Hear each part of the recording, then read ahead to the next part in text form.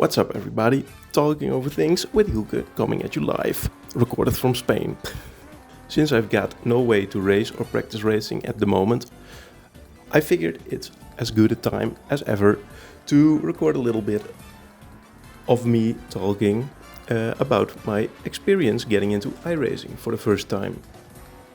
For a little background in my sim racing experience in general, I bought a T150 Thrustmaster wheel at the start of the pandemic in 2020. I tried to get it to work in F1 2020, and when I didn't get it to work right, I put it away for a few years and I never really got back into it. Now I recently checked my Automobilista 2 screenshot folder and found screenshots of the beginning of 2023 and then the beginning of 2024. We are now at the beginning of 2025 and I've gotten way more into it and also made it stick, I guess. I've been doing it more seriously. In 2023 I moved and lost interest at that point. In 2024 I lost interest after a vacation, I think, but anyway, it slipped out of my mind. And in 2025 I once again gave it a go. This time also trying to think about how to actually improve and how to actually get better at it. And this time, of course, I've also been trying to think more about how to actually improve instead of just driving against AI or driving against the easiest AI sometimes, just trying to lap the field or even getting into a faster car and trying to lap the field that way. This was inspired partly by listening to audiobooks by Damon Hill and by Mark Webber, a book about Max Verstappen, and also by trying to adapt my mentality about racing and about life in general, but mainly very applicable to racing in my mind. And it feels like it works because watching a race, I can thoroughly enjoy a good fight for 10th place, 15th place even. Everything that you can do, as long as it's the best you can do, I'm fine with it. No problem from me. However, doing things myself, I feel a need to win for some reason, which isn't realistic in racing, at least. As such, I figured if I can think about things like this when others do it, why can I not do it when I do it? And so I try to do that, which is what I've been doing now. And it's been a lot of fun. The push for getting better while achieving what I can achieve quickly saw me getting annoyed with some of the AI quirks that are pretty well known. Things like AI having different physics, AI having way more grip immediately, just annoying, very annoying. You can, if I drive them, I would like to learn from them, and that's not something you can actually do. So, I would need to drive with people, which means because of the pricing of iRacing, even just the fact that it's a subscription model kind of turned me off always. Never really gave it a thought even. So I joined LFM, Low Fuel Motorsports. I did a few drives on Automobilista 2, didn't really give it a go on Assetto Corsa, but mainly I just want to be able to drive a lot of cars, many different cars, a whole lot of different cars, preferably all of them, somewhat okay, right? Or getting last. If it's fun, I don't care. And also something important that in the end did prove way more doable in iRacing is endurance racing with a team, strategizing, not just doing sprints and trying to go as quick as possible. Well, obviously you are, but over a longer period of time. which I do think is a lot of fun. So through the FIA deal, getting a year of iRacing and the F4 car, I started driving about a month and a half ago. Since then, I've joined a few Discord servers, one of which is the Sim Party Racing Discord, which is a great community full of helpful people that enjoy racing. I finished P3 in my split, the second to lowest split, but P3 in my split in the GT4 class in the first round of NEC. With the SPR boys, I'll be driving in a league, hoping to learn to drive a little better.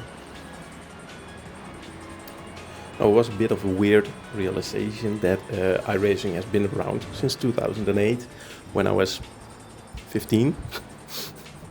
But because of the price of entry, like I said, I never even really thought about joining. I figured I'd just stick to Automobilista 2, Assetto Corsa, you name it, but mainly those two. And I do enjoy those two a lot.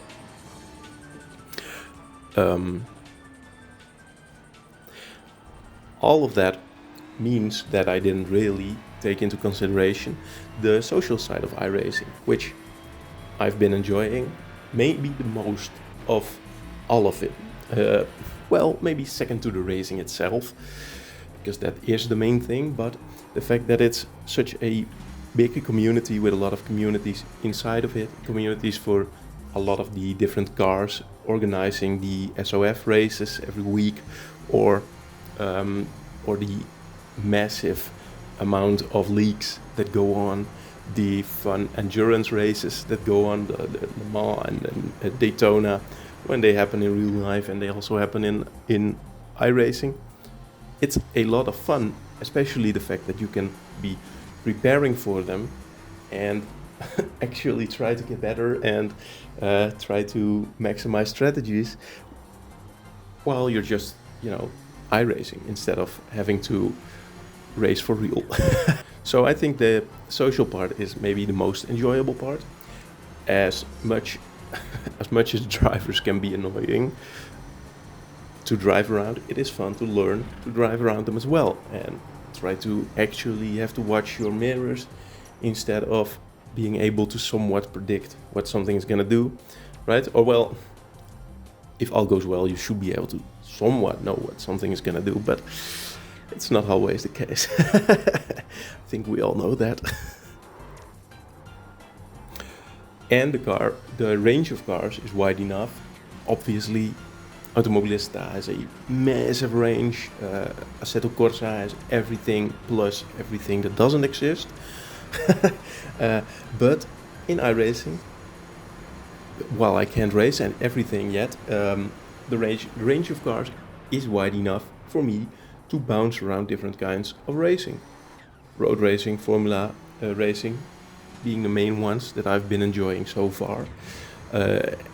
NEC helping to get me up to a license already. Well, the stadium trucks on Wild West Motorsports being my favorite so far for the jumping. Though the Beetle, I've been enjoying a few oval and dirt road races too.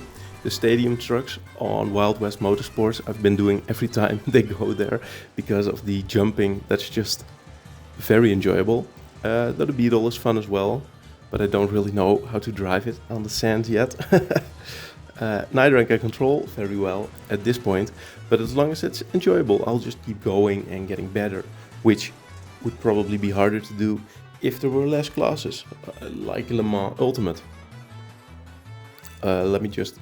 I'll get back to Le Mans Ultimate. The fact that learning these tracks is a matter of driving them consistently is also great, because you practice to race this season, and because I'm new, I might be practicing a little more than I'm actually racing sometimes.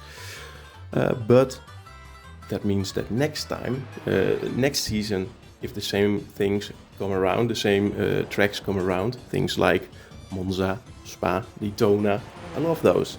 And if I practice them now, I can drive them better next time. Well, very enjoyable. Probably not news for a lot of people. Still, very enjoyable. Obviously, that does depend on the popularity of the course, but there are a lot of them in there. Also a lot that I don't know, and we'll see how much fun they are.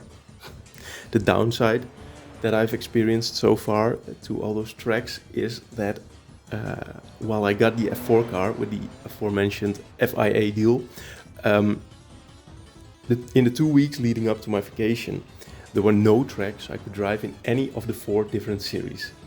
You've got the European series, the American series, the Asian series, and the Vegas series, and all 4 only had tracks that I don't have. So that was a bit of a bummer, though I could probably just look up the schedule already.